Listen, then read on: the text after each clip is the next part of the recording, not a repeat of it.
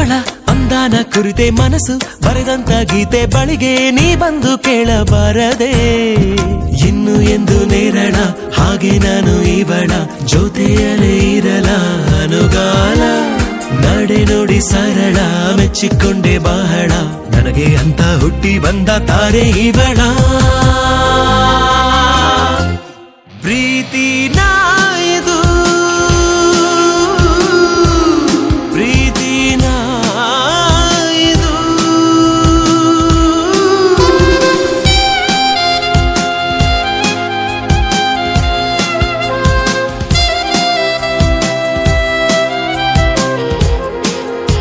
ನನ್ನಲ್ಲೇ ನಾನೇ ಇಲ್ಲ ಈಗ ಯಾಕೋ ಯಾಕೋ ಯಾಕೋ.